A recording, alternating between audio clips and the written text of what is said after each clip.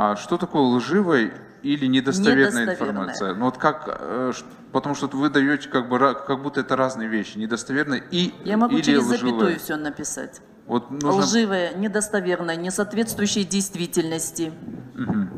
Ну, По-моему, это синонимы. Тут видите, как бывает. Допустим, сегодня из-за того, что нет у тебя конкретных данных, ты думаешь, что это настоящая информация. Ну, допустим, все думали, что панфиловцы были.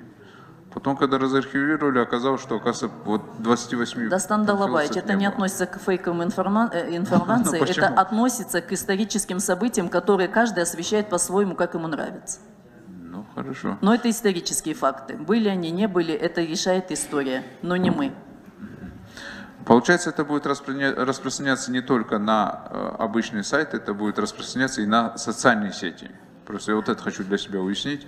Хранение убирается у нас. Хранение убирается.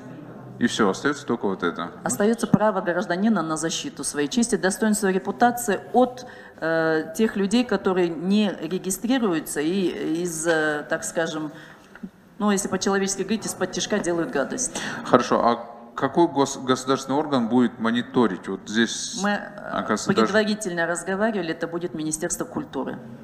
Министерство культуры, не дай бог.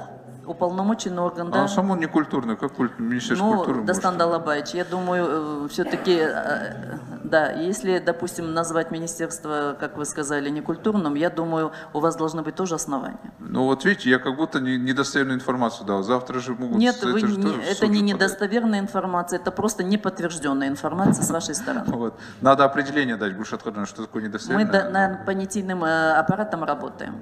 То, что сейчас мы услышали от Дастана, это вообще вот то, что он высказал, да, по поводу истории.